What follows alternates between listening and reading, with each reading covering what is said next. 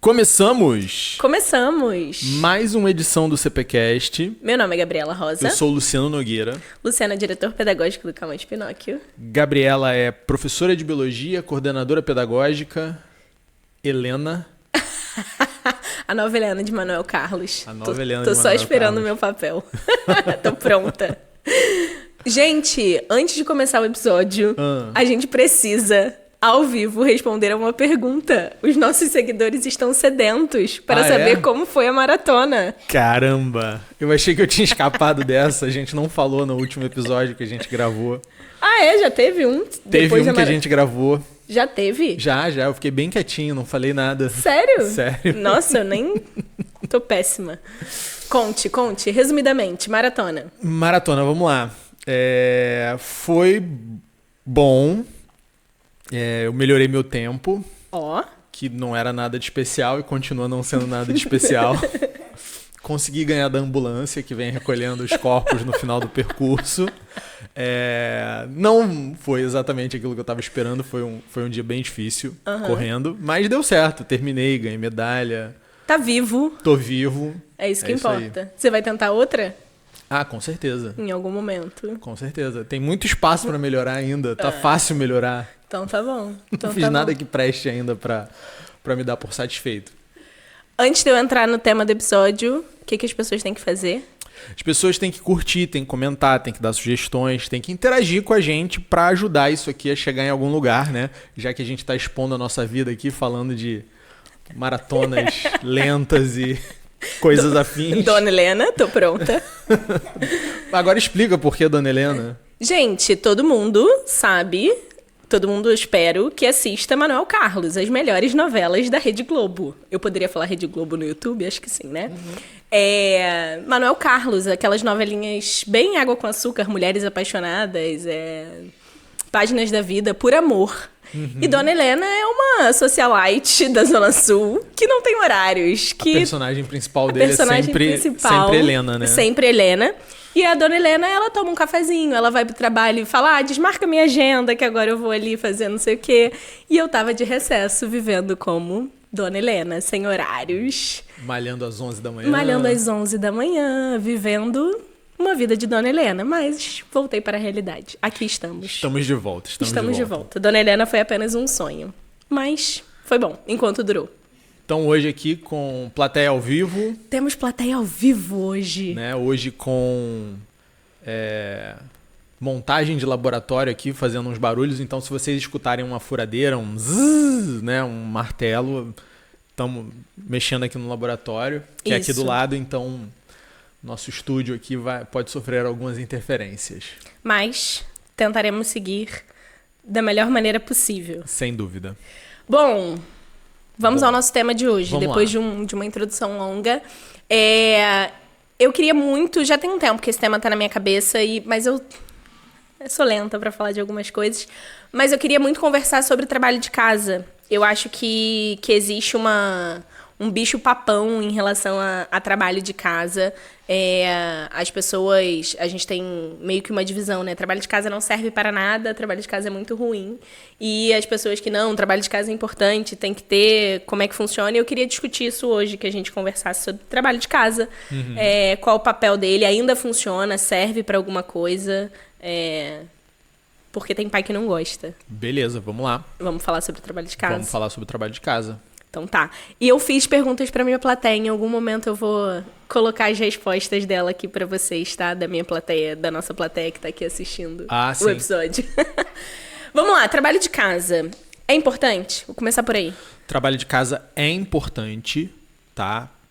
Trabalho de casa é necessário. Existe um contexto onde o trabalho de casa funciona melhor. Onde ele é mais maior.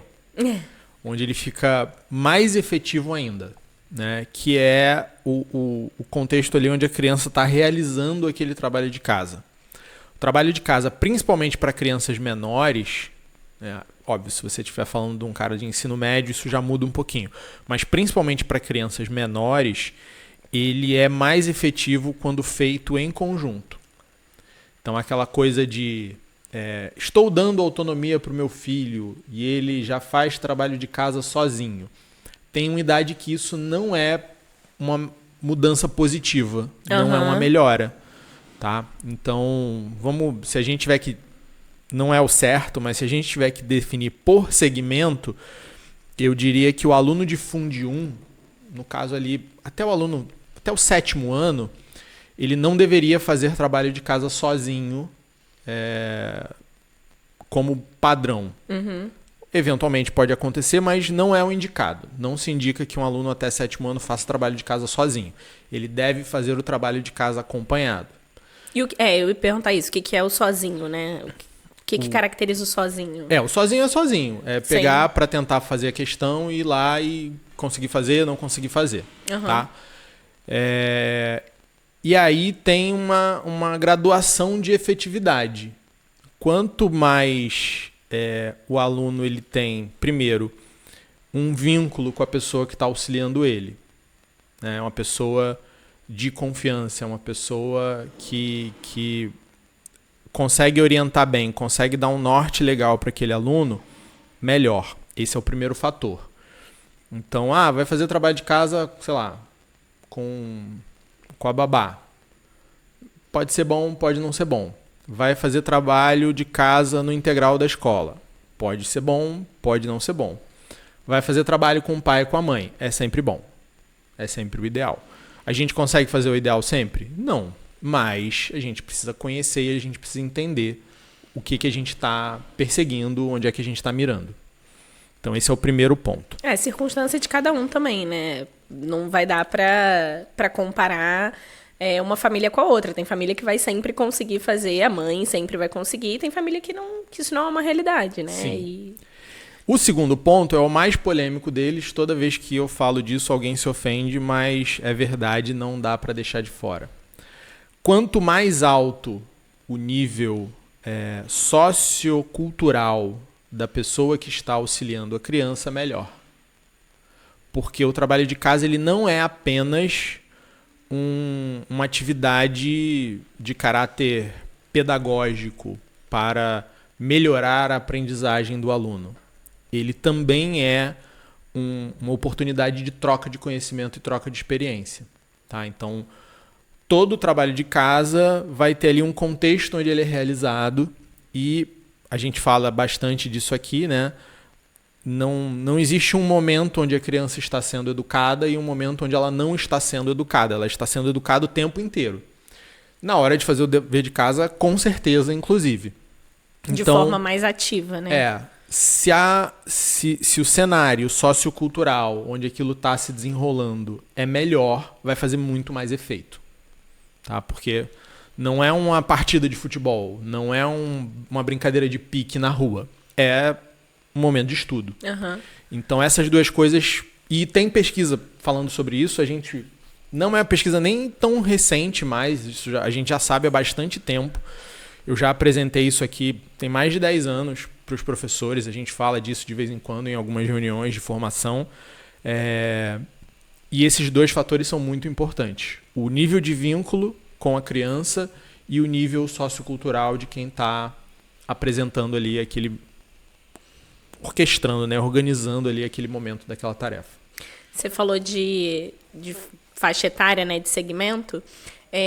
Vou dar o contexto óbvio que a gente tem aqui na escola, mas isso acontece em outros lugares.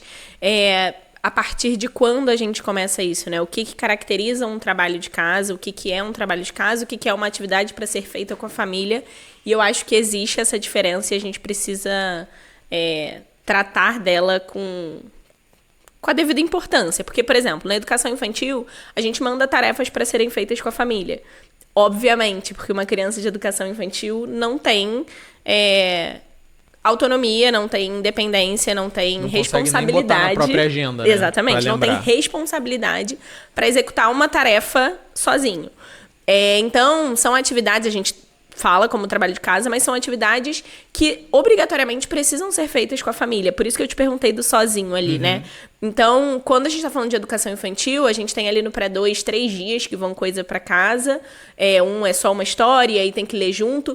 E aí é onde eu queria entrar no ponto do trabalho de casa, que muitas vezes, quando as pessoas reclamam de trabalho de casa, tem gente que fala, né? Nossa, na educação infantil, pra que trabalho de casa na educação infantil? E aí tem dia que o trabalho de casa é uma história, que a criança depois tem que registrar um desenho. Na verdade, o que a escola está tentando proporcionar é momento de convívio entre família e criança. Com uma estrutura. Com uma estrutura. Que não seja apenas um momento de convívio vendo um filme ou sentado jantando. Um momento pedagógico, vou colocar com esse termo, mas um momento que seja voltado para aquilo ali. Por quê? Porque a criança só valoriza aquilo que o pai valoriza. Então, que o adulto que está com ela valorize. E aí, quando você fala de com quem essa criança está fazendo o trabalho, faz toda a diferença. Porque se ela está fazendo um trabalho com alguém que valoriza aquilo ali, que coloca a energia necessária, o envolvimento, o encantamento, e aí não é o elogio só pelo elogio, mas está de fato presente fazendo aquela atividade, a criança chega diferente. A criança valoriza mais aquele processo, né? Ela se deixa encantar também por aquilo ali. Então, voltando, quando a gente está falando de educação infantil, essas tarefas de casa, elas na verdade são momentos com a família, para a família entender um pouco melhor o que está acontecendo e valorizar o processo da escola com aquela criança. E aí você falou do Fundamental 1, né, até ali, falou até Fundi 2, 7º ano de fazer com alguém, eu acho que existem níveis até.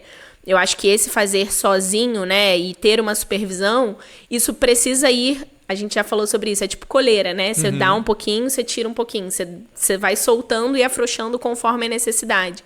Então, uma criança, por exemplo, de 5º ano, de 6º ano, tem condição de saber que ela tem trabalho de casa e de ter a responsabilidade de já saber qual o horário daquela família que está estipulado para fazer o trabalho. Então, uma criança de 5º ano, de 6º ano, sabe que ela chega em casa, almoça e tem 5 minutos, 10 minutos, 15 minutos de descanso e vai fazer o trabalho. Ou outra criança tem uma outra rotina, mas ela sabe o momento que ela vai fazer o trabalho de casa.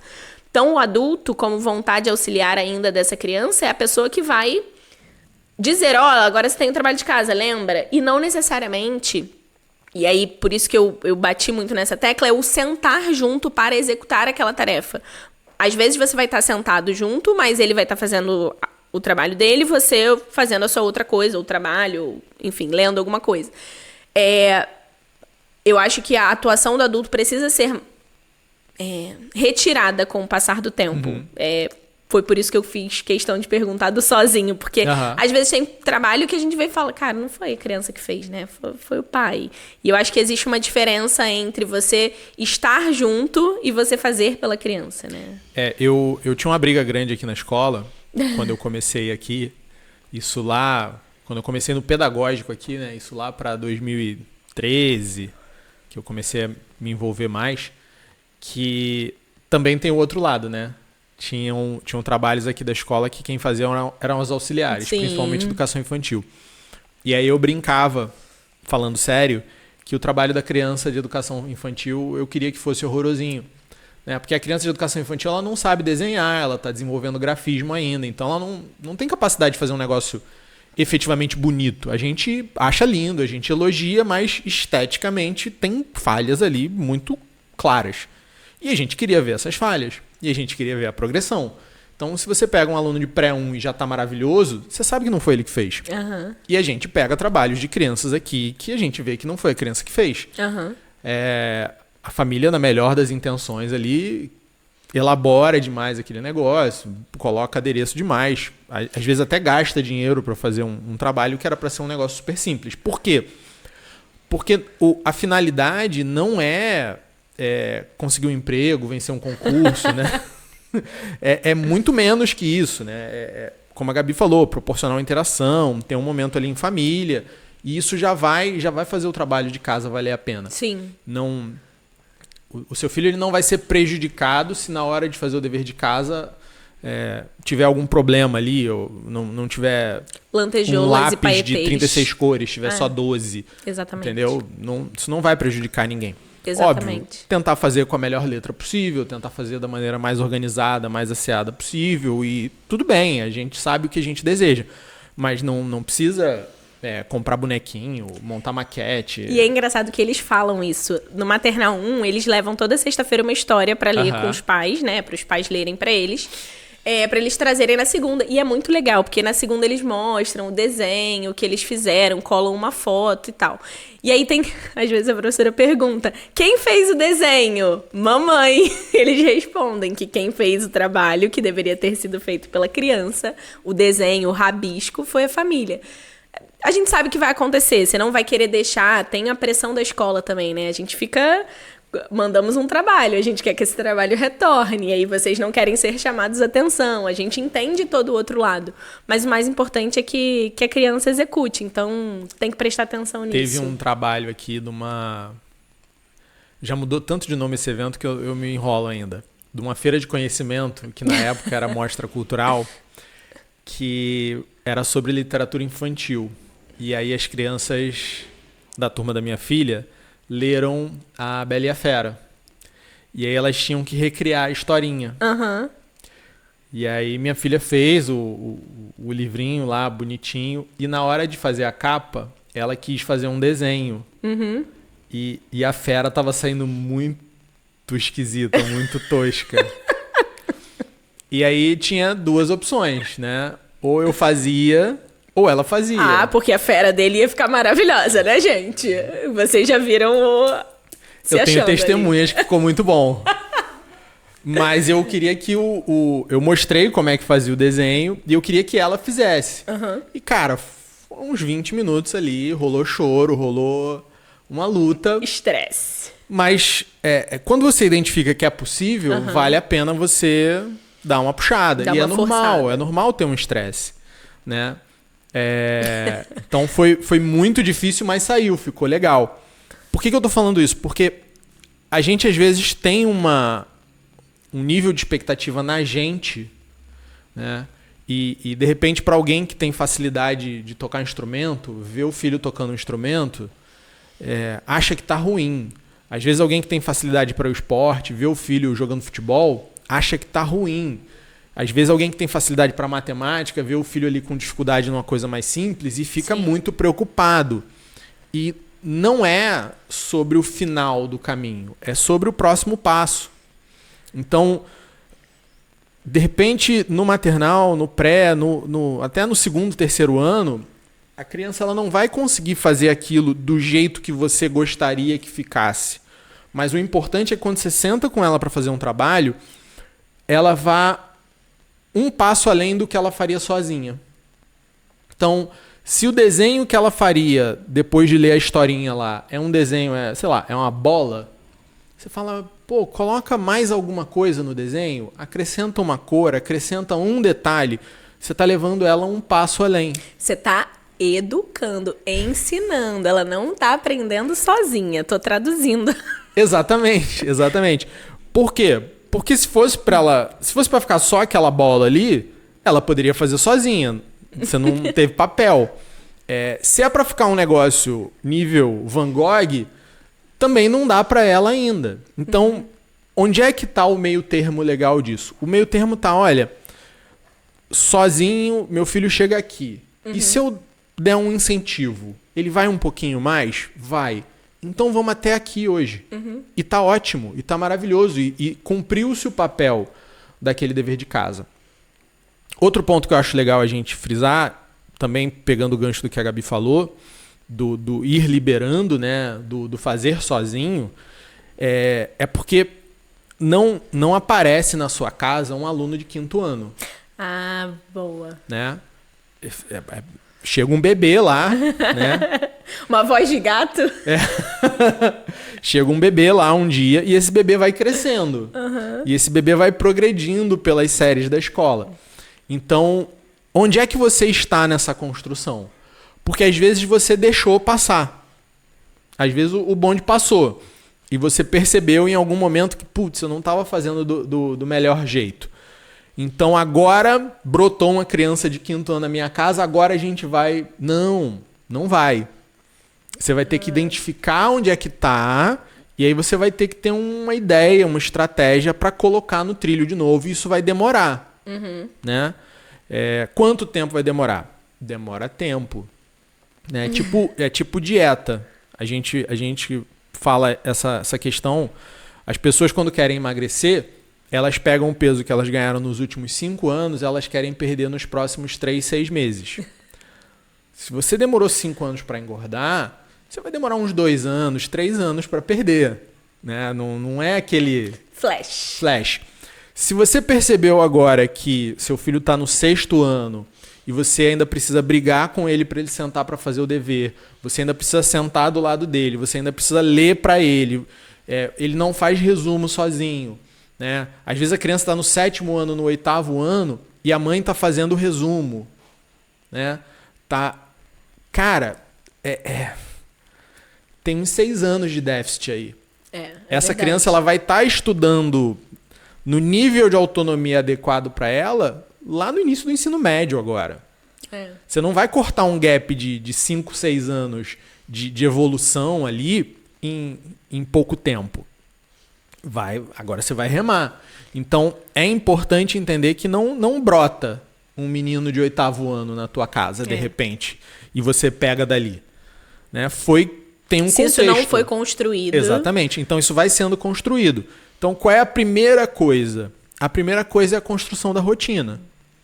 A gente está falando de crianças ali de educação infantil ainda, que a escola manda um deverzinho de casa por semana ou 2. E o que é importante nessa fase? É sentar junto para fazer o dever. Isso é importante. A gente já falou disso aqui várias vezes. Valorize o trabalho, né? O que a gente vê às vezes? Qual é o principal erro dessa fase? Ai, que saco esse dever de casa. Nossa, isso no Fundamental 1 acontece muito, gente. A gente vê a criança vindo com vícios, com falas do responsável para um processo de aprendizagem, às vezes, trabalho de casa. Você fala, putz, é óbvio, as crianças pegam o que a gente fala, né? Elas ficam com os trejeitos do que a gente fala, seja professor, pai, mãe, os amigos. Mas a gente tem que ter, em certos momentos, muito cuidado. Porque, ai, tia, eu não fiz porque minha mãe tava com pressa, tava não sei o que lá. E aí você mostra pra criança que aquilo ali não é importante. E vai acontecer de você não conseguir fazer. E aí, eu acho que só cabe a gente estar atento. Filho, você não vai levar o trabalho de casa hoje porque a gente não vai fazer correndo, porque trabalho de casa é importante. Você vai explicar pra professora que a gente não ia conseguir fazer com a devida atenção. E beleza, hoje não vai dar. É melhor do que fazer de qualquer jeito. É melhor do que fazer enfadado, né? Sei lá, desgastado. Tem que tomar muito cuidado. As crianças só valorizam... Isso é muito verdade, gente. Só valorizam o que pai e mãe valorizam. Então essa é a primeira etapa. Qual é a segunda etapa? A segunda etapa, depois de criar a rotina, é verificar o que aquilo está representando na vida da criança. Olha, é um dever de casa simples? Demora muito tempo? Tá sendo cansativo demais? Você está notando alguma dificuldade ali de aprendizagem? Vamos atuar sobre isso. Né? Essa criança, como é que está o desenvolvimento dela geral na escola, né? Do ponto de vista da escolarização? Assistir a aula e fazer o dever de casa. O que essa criança alcança fazendo o mínimo? Ela tira 10? Ela tira 8? Ela tira 6? Vamos entender. Uma criança no início do Fundamental 1 que assiste a aula e faz dever de casa, ela já tem total condição de tirar notas boas. Né? A vida escolar da criança, ela tem um caráter muito mais de preparação, né? de construção geral do que desenvolvimento específico de uma habilidade nesse início. Então, ninguém vai ficar excelente em matemática no final do Fundamental 1. Você vai construir uma base para que no Fundamental 2 aquilo ali se desenvolva. Então, não é um nível de exigência assim absurdo. Quando você vai chegando perto do ensino médio, aí você já tem uma diferenciação maior do nível daquelas crianças, e aí a gente já vai ver que olha, existem diferenças na capacidade cognitiva desses alunos, as notas vão ser naturalmente diferentes, tem criança que tem mais facilidade, tem criança que tem mais dificuldade, isso fica bastante claro no final do Fund 2. Mas ao longo do Fund 1, não é para ser um negócio tão discrepante assim. E se for, tem que prestar atenção. Se for, tem que prestar atenção. Então a gente vai observando isso. Você vai chegando ali no final do Fundo 1, início do Fundo 2, aí você já vai vendo que tem uma necessidade de estudo para além do dever de casa. Isso também é normal. E aí, quanto de estudo a gente precisa acrescentar aí? Porque não é um negócio linear. Não é assim, uma criança de Fundo 1 precisa de 5 minutos no primeiro ano, 10 no segundo, 15 no terceiro, 20 no quarto. Isso vai... E vai ter momentos ali do teu ano que vai dar um pouco mais de trabalho, determinados assuntos aquela criança vai ter um pouco mais de dificuldade para dominar, outros assuntos ela vai dominar com mais facilidade. Então, esse acompanhamento vai te dando muita informação em relação a quem é o teu filho, quem é a tua filha, do ponto de vista da escolarização dele. E a gente precisa diferenciar certas coisas, né? Fazer uma tarefa de casa, na maioria das vezes, dependendo se não for uma pesquisa, né? Se não for uma coisa assim, um pouquinho mais elaborada, uma entrevista com alguém da família e tal, ela tem um caráter de executar alguma coisa. Ela não é ela é basicamente um processo passivo. A criança vai resolver alguma coisa que já foi dada. Ela vai resolver uma lista de exercícios, ela vai vai ler um texto e resolver uma interpretação. Ela não é um estudo, né? O Luciano falou que no Fundo 1 isso basta, porque basta. A gente, criança nenhuma de Fundamental 1 tem base necessária para construir um raciocínio, um estudo sozinha, propriamente dito, né? É uma coisa ativa. Ela vai resolver, uma execução de alguma coisa. Ela vai estar executando tarefas que são dadas por alguém que norteia aquele processo. Conforme essa criança ela vai amadurecendo, quando a gente está falando de uma criança, e aí do que as pessoas adoram, né, do pensamento crítico, de pensar fora da caixa, de estabelecer conexões com outros assuntos, quando a criança tem uma base boa de executar, de passivo, isso é possível, que ela seja... como é que eu vou dizer? Protagonista, talvez, do próprio estudo. Só que isso não é simples, você não consegue isso de uma hora para outra.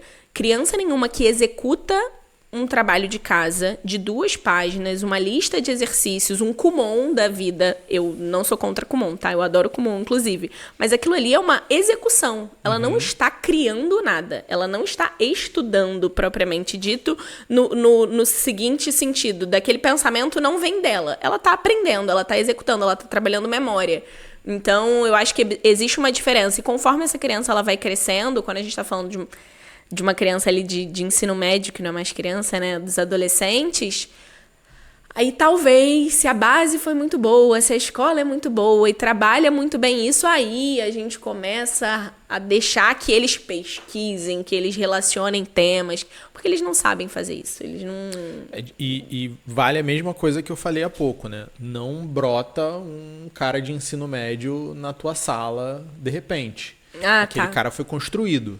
Se ele foi bem construído, ele vai conseguir fazer coisas muito legais, coisas que vai deixar muito adulto embasbacado. Sim. Se ele não foi bem construído, tá na hora de parar e olhar e falar, vamos recuperar aqui esse negócio, né? É igual músculo, não desenvolve e atrofia.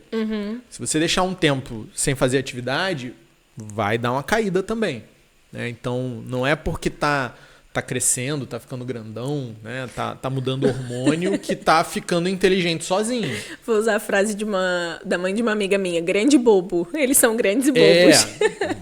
É muito fácil ficar grande e bobo, principalmente hoje em dia. É isso aí. Né? Ficar esperto é mais complicado. Dá trabalho. Então, vamos lá, Gabi, me diz uma coisa. Existe uma... A gente falou um pouquinho da importância do dever de casa. É importante fazer dever de casa. Sim. E aí, quando a gente foi atrás até dessa pesquisa que eu falei, que ensinou pra gente que o vínculo e a condição sociocultural são relevantes, na verdade a gente estava pesquisando outra coisa. Que era tentar achar uma quantidade ideal de dever de casa. Então me fala aí... Vamos imaginar uma tabelinha assim por série. Quantas páginas de dever de casa tem que ter para cada série? Não consigo. Não, é sério. Eu vou explicar o porquê, mas do mesmo jeito que eu não consigo dizer que uma criança precisa estudar 5 minutos ou 2 horas, o 5º ano tem que estudar 5 horas. Não. No 5º ano tem crianças completamente diferentes e aí não cabe. Mas o que a gente tem que entender antes de dizer isso? Que trabalho de casa é um jeito de trabalhar memória, de fixar conteúdo. Se a gente está buscando fixar conteúdo, se a gente está buscando uma forma daquela memória ser bem trabalhada, o trabalho de casa ele precisa ser, de alguma forma, uma maneira daquela criança rever aquilo que ela acabou de trabalhar na escola.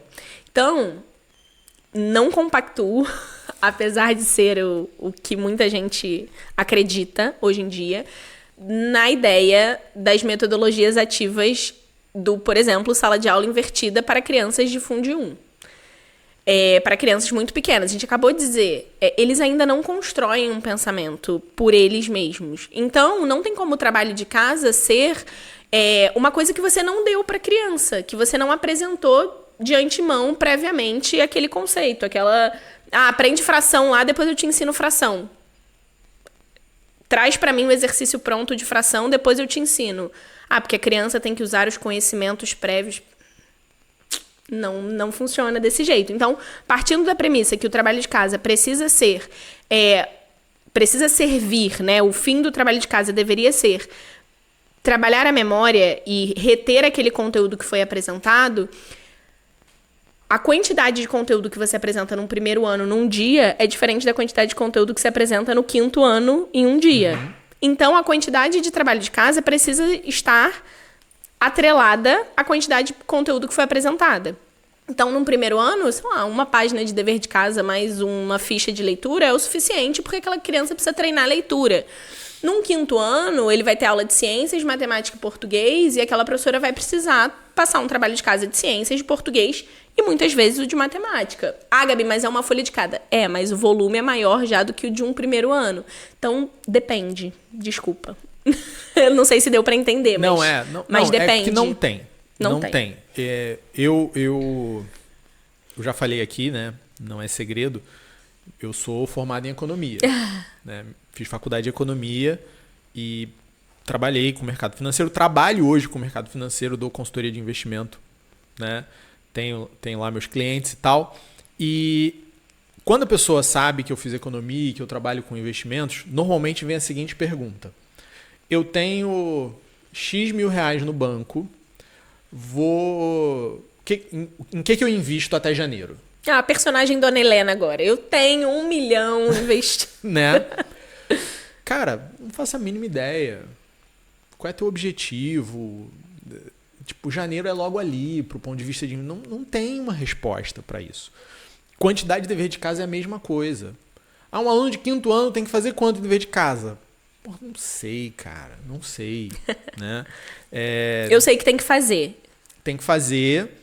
Isso não é negociável. Óbvio que na escola a gente precisa de uma métrica, né?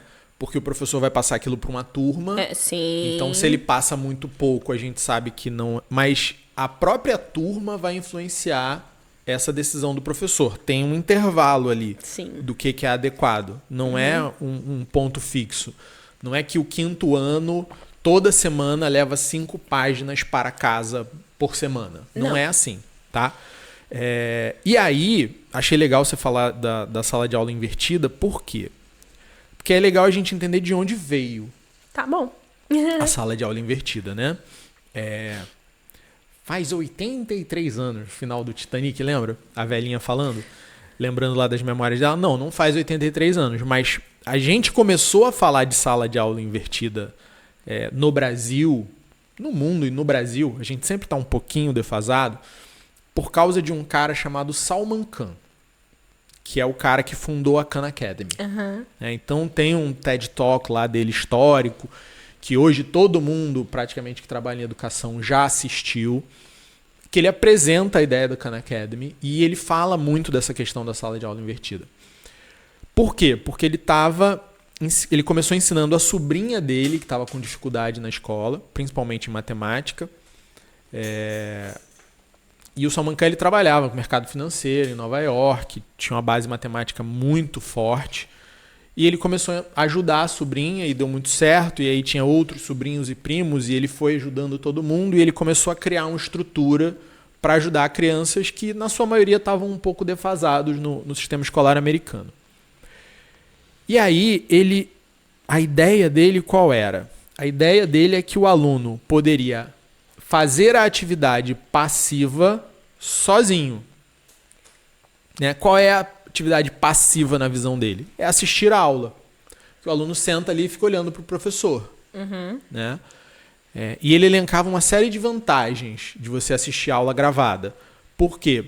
Porque você poderia voltar se você não tivesse entendido, porque o vídeo não se cansa de repetir a mesma explicação, porque você teria tempo ilimitado, então a criança que precisasse assistir aquela aula várias vezes poderia assistir aquela aula várias vezes. E aí depois, quando você chegasse na sala de aula, quando você chegasse no momento de interação, você chegaria no momento de interação para resolver exercício, para fazer a parte ativa do processo. Que na visão dele era o que proporcionaria a parte mais robusta da aprendizagem. Faz sentido? Pô, faz sentido pra caramba.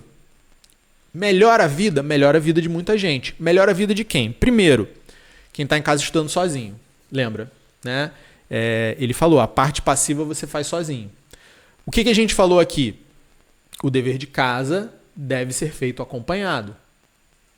Então, nisso aí ele alinhou com a gente. Por quê?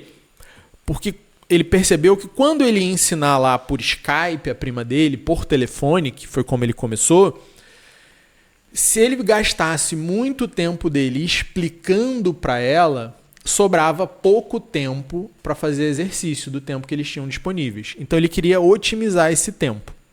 Né? O que a gente vê na escola hoje em dia? A gente vê na escola hoje em dia... e tem um detalhe importante. Ele gravava essa aula para os primos e para os sobrinhos. Então ele gravava uma aula, ele sabia para quem ele estava gravando aquela aula, ele mandava para aquela pessoa, e a pessoa assistia aquela aula para depois entrar numa call com ele, entrar numa ligação com ele, para eles fazerem os exercícios juntos.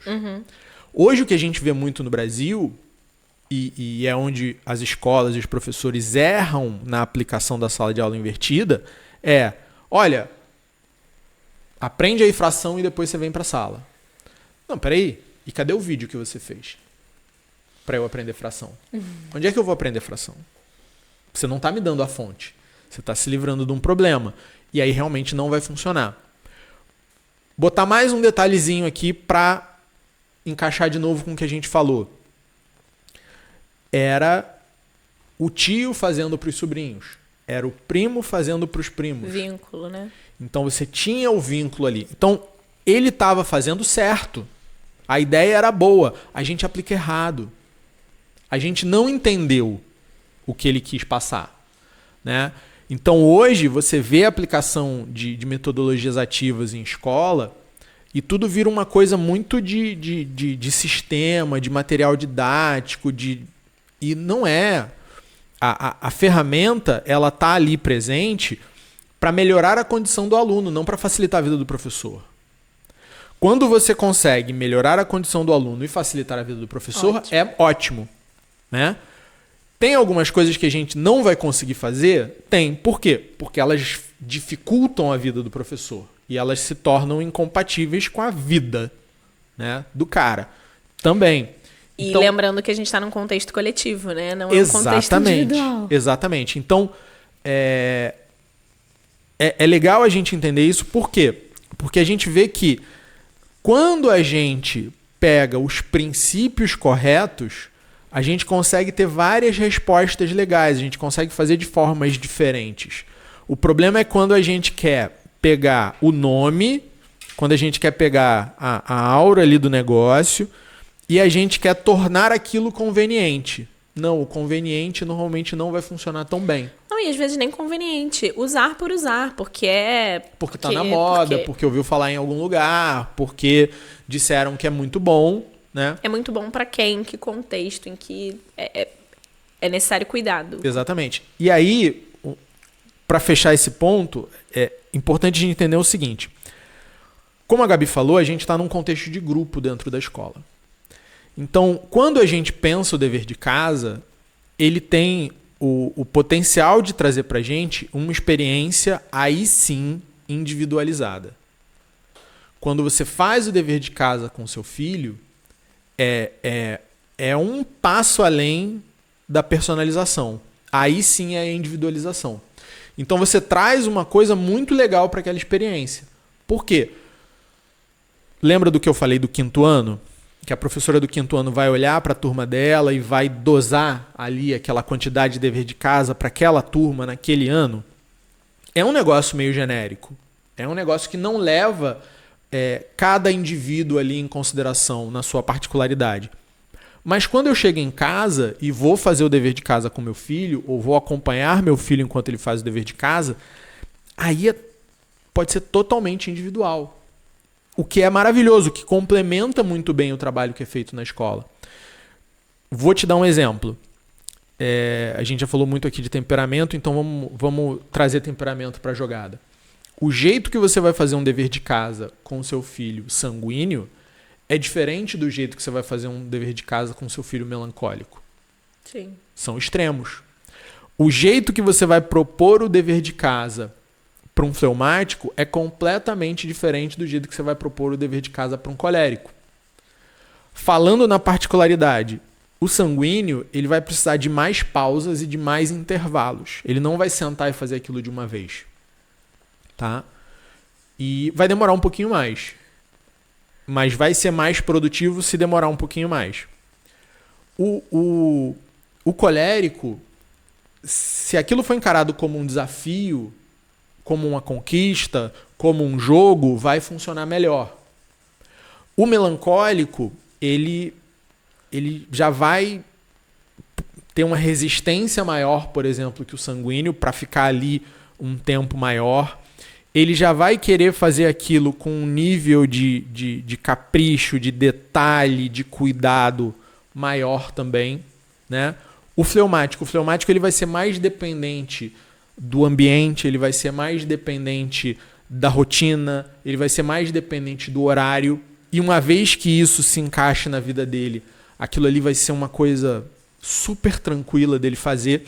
Então você vai individualizando, né? Então, o benefício, né, seja sala de aula invertida, seja sala de aula não invertida, e é isso que eu acho legal de trazer dessa parte mais mão na massa do processo de estudo do aluno, quando for o momento do aluno ser protagonista, que momento é esse? É o momento dele fazer o trabalho, é o momento dele realizar a ação. Aquilo ali é muito, muito particular, com muito cuidado, com muita atenção, com muita presença de quem está auxiliando aquele aluno. Quando for o momento do coletivo, ele aprende a viver aquilo no coletivo, ele aprende a assistir aquela aula, ele aprende a fazer aquelas atividades em sala junto com o grupo dele. E isso faz funcionar bem, né? Então, eu acho que é isso que a gente tem que levar em consideração. O dever de casa também é uma oportunidade de você individualizar aquele processo de aprendizagem daquele aluno. E isso é outra característica essencial do dever de casa, porque na escola vai ser muito difícil ele ter isso. E se você faz bem esse caminho no início, né, até o Fundamental 2 ali, e aí, tem dificuldade no exercício, e leva isso para a escola, né, ensina teu filho a levar isso para a professora, para que aquela dúvida seja sanada da melhor maneira possível, ele se torna um adolescente que consegue fazer isso, né, que consegue identificar suas dificuldades e tirar ou com a videoaula, ou com o professor, ou com quem quer que seja, a parte teórica daquilo ali. Então, mas isso precisa ser ensinado, porque muitas vezes o pai faz trabalho de casa e não quer que a criança erre, né? E aí deixa os... você não sabe não, mas a gente vai saber e bota o certo ali, a criança errou, alguma coisa que às vezes é importante pro professor saber que aquela criança está com dificuldade ali. Às vezes no coletivo isso não aparece, né? Sim. Dependendo do temperamento, dependendo do tipo de criança, isso no coletivo não aparece. E às vezes no trabalho de casa, se você é esse pai que acompanha de perto, é importante deixar que a escola veja, que o professor veja e ensinar a criança a ser ativa no processo na forma de tirar as suas dúvidas. Eu não consegui isso aqui, por isso. Para que ela, lá na adolescência, consiga fazer isso com um pouco mais de autonomia, talvez.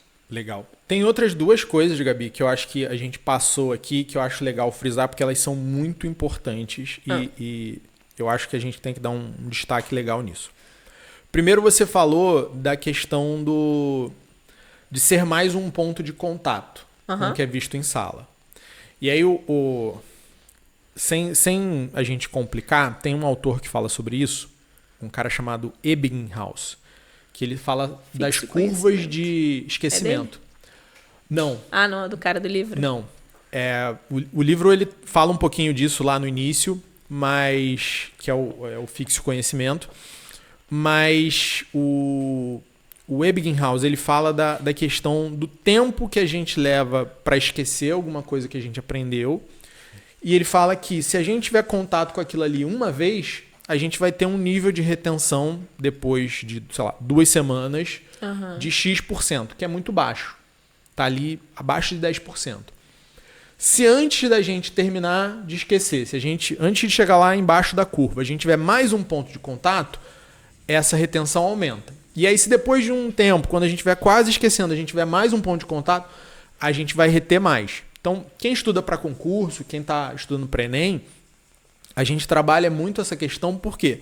Porque é um conteúdo muito extenso, né? Então, a gente vai precisar acrescentar esses pontos de contato para que a pessoa lá, na hora de fazer a prova, lembre daquilo. Se ela ficar meses sem ver aquele assunto, na hora de fazer a prova, ela não vai lembrar. Sim. Para um aluno de escola, às vezes 2 pontos de contato, além da aula, é o que ele vai ter daquele conteúdo ali. Então, o que é entre aspas, né, um bom aluno, ou um aluno que tira notas altas na escola? Normalmente é um aluno que vai assistir a aula, vai fazer o dever de casa, e ali 1 semana, 3 dias, às vezes na véspera da prova, ele vai dar mais uma estudadinha naquilo. Sim. Tá? Então, o dever de casa ele é meio que 1/3 desse processo do que o seu filho vai precisar para tirar uma nota boa, né? O que você sugere para a gente fazer, além do dever de casa, para que não fique um negócio tão imediatista assim, tipo, estou assistindo aula para fazer prova, estou fazendo dever de casa para fazer prova, estou estudando para fazer prova e passou o trimestre, acabou, daqui a 5 anos eu olho esse assunto de novo, porque aí eu vou ter outra prova sobre isso. Dependendo do assunto, acumulá-lo. É sério, porque tem assunto que o conteúdo hoje em dia, né, a maioria dos sistemas de ensino usam o que a gente chama de conteúdo espiralado. Então, é uma técnica para que isso volte em algum momento no ano, seja no ano, alguns conteúdos espiralados de 2 em 2 anos, alguns conteúdos todos os anos, depende.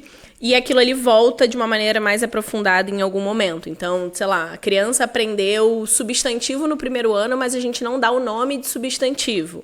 E aí no segundo a gente já apresenta o nome substantivo, no terceiro. E aí o conteúdo ele vai dando ele volta naquele conceito, mas de uma maneira mais aprofundada. Então, dependendo do conteúdo, o próprio sistema vai fazer isso. A própria organização de conteúdo ao longo dos anos vai fazer isso de uma maneira que a gente não precisa se preocupar.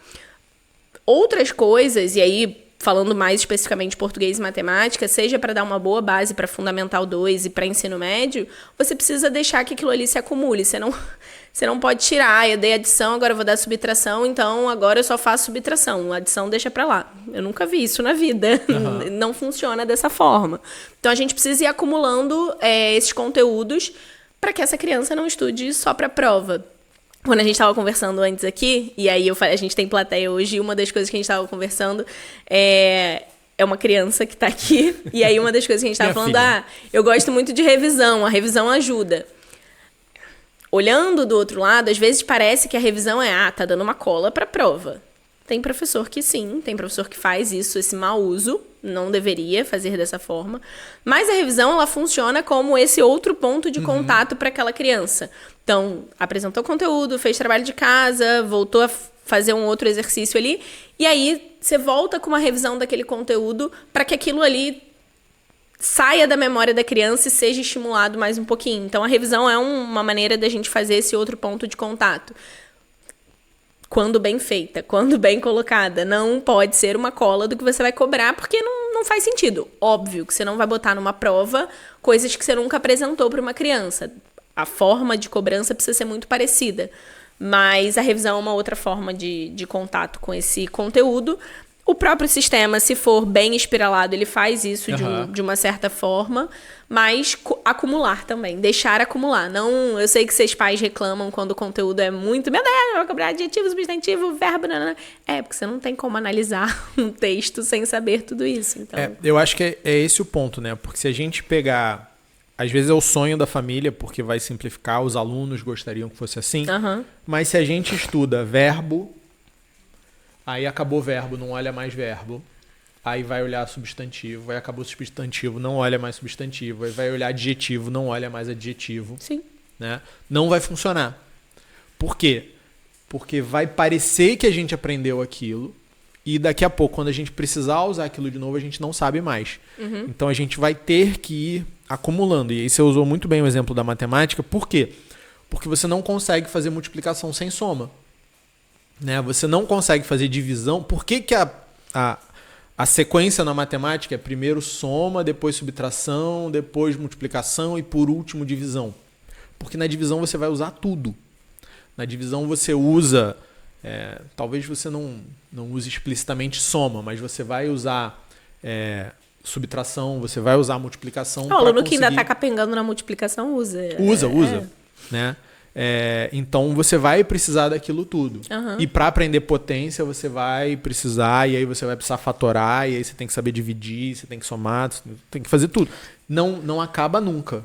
Você vai colocando camadas e aí você vai chegar no final de uma partezinha da matemática que a gente chama de aritmética, que é saber fazer conta bem. Né? Depois de um processo longo. Depois de um processo longo de vários anos. E aí a gente começa a falar de álgebra, né? E você precisa de todas essas operações para conseguir falar bem de álgebra. E aí, enfim, aí vai ficando cada vez mais complexo e mais intrincado. E você nunca vai poder abandonar a soma. Não. Então, na matemática fica muito claro. Nas outras disciplinas, o sistema tenta compartimentalizar mais, a gente tenta compartimentalizar mais, o aluno tenta compartimentalizar mais. E aí a gente chega em problemas muito, muito sérios, como, por exemplo, história, né? Você tenta entender um período histórico sem levar os outros em consideração. Você pula de... vamos falar de história, pré-história, início da escrita. Aí depois você pula para, sei lá, Idade Média. Você não dá uma linearidade pro negócio, né? E aí daqui a pouco você está falando de descobrimentos. Não dá para entender a história do Brasil dissociado de história da Europa ou de Portugal. E a parte que a gente falou do trabalho de casa, de ter, às vezes, um adulto com essa criança, porque muitas vezes o conteúdo que é mostrado... Tô dando exemplo sempre de Fundi 1, né? Ele é recortado. Ele é recortado. E aí não é recortado porque, nossa, que sistema de ensino ruim, nossa... Não, é porque existe um tempo para apresentação de um conteúdo, né? A gente segue um currículo e esse currículo ele precisa ser apresentado. Quando essa criança está com uma pessoa, seja com um professor bem, né, intencionado e bem instrumentalizado, quando ele está com um pai, com uma mãe, com capital cultural, talvez. Exatamente. Rico, isso vai dar para aquele conteúdo a forma que ele precisa. Isso vai encher aquilo ali da forma... mas a professora não vai cobrar. Tudo bem, mas aquilo ali tá virando pano de fundo para quando, daqui a 2 anos, aquele conteúdo for apresentado de forma mais densa, aquela criança ter aquilo ali mais fácil, mais... Mas tu não tá fazendo dever de casa com teu filho para agradar a professora ou para gerar uma nota. Você tá fazendo para que ele se torne mais inteligente, para que ele aprenda mais. Sim. Então, dever de casa gera inteligência. Exatamente. Esse é o ponto. O dever de casa bem feito, numa companhia bem feita, gera inteligência. Gera. Vai aumentar ali alguns pontinhos de QI naquela criança. E assim, não reclamem, assim, se eu puder falar uma coisa, não reclamem do trabalho de casa. Ou reclamem pra vocês, ou com o esposo, ou com a esposa. Mas não reclamem pra criança do trabalho de casa, porque isso gera nela uma repulsa. Isso é muito ruim. O trabalho de casa, ele tem sua forma. Às vezes o trabalho de casa vai ser só uma repetição, gente. De A a M, a letra A a M de conta de armar. AM para conjugar o verbo. Ai, que saco fazer isso aqui. Mas tem O volume importa, né? Muito. O volume importa. O trabalho de casa nem sempre vai ser legalzinho. De, tipo, pesquise, não sei o quê. Vamos catar foto sua de bebê. Pô, vai ser 1 em 300 que você vai ter desse tipo, né? Eu me apavoro quando tem que imprimir alguma coisa, porque eu não tenho impressora em casa, então... Sempre tem. Geralmente nas matérias que não são as bases. Porque mande uma foto. A criança que tá aqui com a gente tá aqui, ó. Mande uma foto. Falei, vou entregar meu celular lá na hora da aula, porque não tem mais foto impressa. É isso. Eu não tenho impressora em casa, então... Óbvio, tem aqueles trabalhos de casa que são insuportáveis mesmo, né? Que são difíceis, que são chatos. Faça a experiência do copo. Você tem que olhar tantos dias. Difícil, mas na maioria das vezes ele tem uma função de, precisa ter uma função de ser, e trabalho de casa torna a criança mais inteligente. Acreditem nisso. Beleza. Então a gente falou dos pontos de contato. Acho que deu para entender um pouquinho melhor por que acrescentar esses pontos de contato é importante. Aí eu acho que para fechar, a gente falou do Ebbinghaus quando a gente falou de pontos de contato. Vamos falar do Bloom agora, do Benjamin Bloom. Existe dentro da educação, né, e muita gente fala e não entende o que é, a tal da taxonomia de Bloom. Muita gente fala. É verdade. É verdade. Ainda bem que não fui eu que disse. O que o Bloom fez, gente? O Bloom, sempre que a gente pede alguma coisa para uma criança, para ela fazer, ela vai agir, né? A gente está pedindo uma ação para a criança. A ação, a gente aprendeu que quem indica para a gente qual ação está sendo realizada ou qual ação deveria ser realizada é o verbo. Então, o que o Bloom fez? Ele organizou vários verbos em categorias. E essas categorias têm graus de dificuldade diferentes. Então, quando você vai estudar lá a taxonomia de Bloom, você vai olhar para os verbos que tem nomes, né? Eu não lembro os nomes. Deixa eu pegar aqui. Tem ali as coluninhas, né? Isso, onde você vai ter as ações mais simples, que são ações mais executivas, de execução, e você tem ações que são mais ligadas ao raciocínio, que você vai precisar pensar, que você vai precisar relacionar, que você vai precisar de um nível de compreensão e abstração maior para fazer. Eu não sei se vai... Só para as pessoas entenderem que geralmente isso é apresentado como uma pirâmide. Tá dando? Dá para ver? Não, tá com reflexo. Beleza. Deixa eu tentar aqui. Vai. Tem a tabelinha e tem a pirâmide. Não sei. Dá pra ver que é uma pirâmide. Não dá pra ler a pirâmide, mas dá pra ver. É só pra vocês entenderem que ele vai hierarquizando isso. Tem como tabela também. Ele vai dando uma hierarquizada nisso também. Aí tem aqui, né? O lembrar, entender, aplicar, analisar, avaliar e criar. São os níveis de dificuldade. Então, quando a gente está falando de um dever de casa, a gente vai ficar muito ali no lembrar e no entender, né? São os mais simples.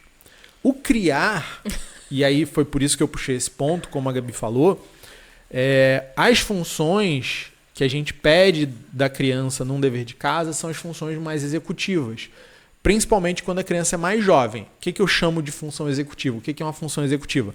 É alguma coisa mais simples. Sim. Né? É alguma coisa que ela vai... Toma aqui. É uma coisa que ela vai precisar fazer ali sem um nível de complexidade.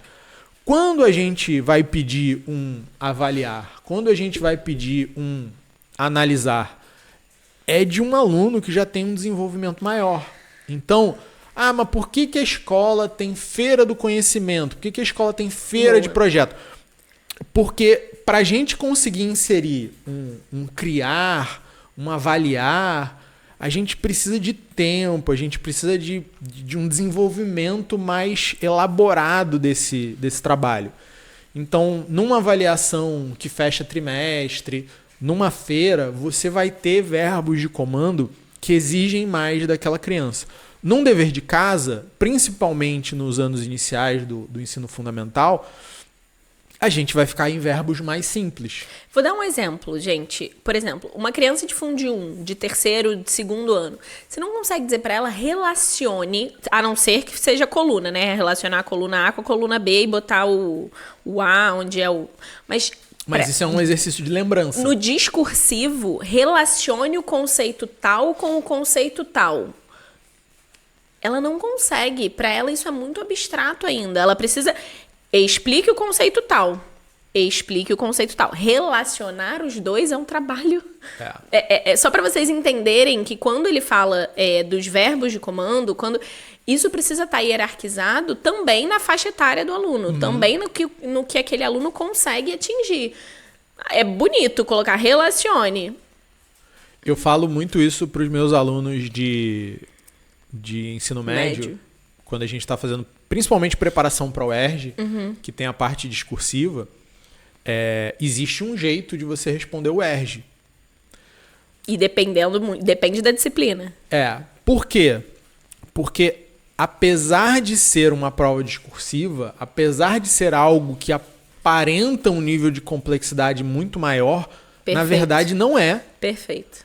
Na verdade não é, porque você vai ter 5 linhas ali para elaborar aquela resposta. Então não dá para você pensar numa coisa lá em cima da pirâmide. Quando é que você vai ter coisas lá em cima da pirâmide? Lembra aquela prova da faculdade que tinha 2 questões?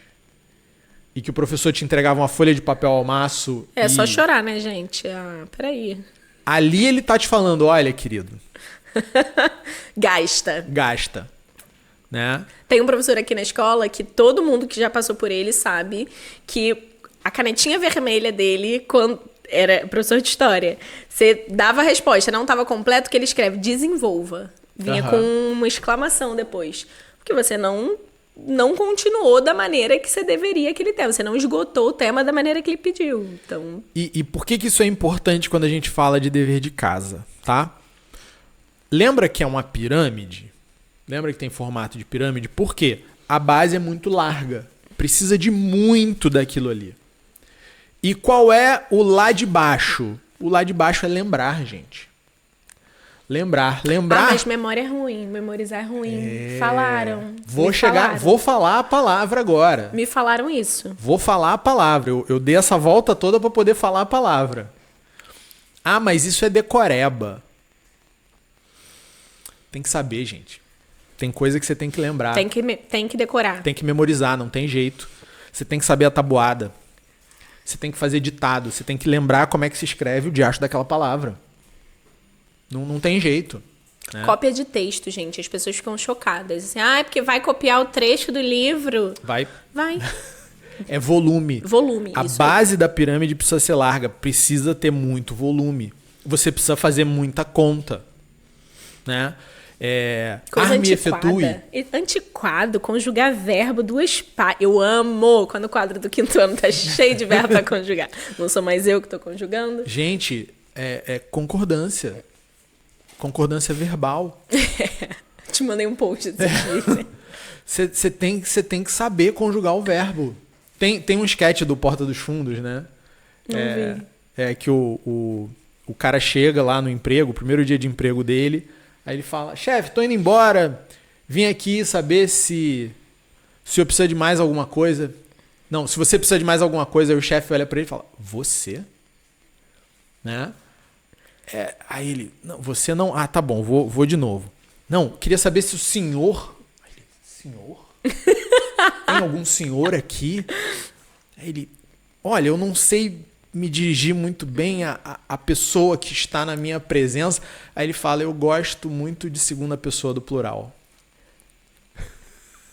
Nunca vi esse sketch. É sensacional. Nunca vi, vou procurar. É com o Antônio Tabet e o Rafael Portugal. Vou procurar. É muito engraçado. E aí o precisar de ias e não sei o quê. Muito bom. Não sabe. Aí termina... Não vou dar o spoiler. Como é que termina, né? o sketch. Aí vai lá, tem o punchline no final, é engraçadinho.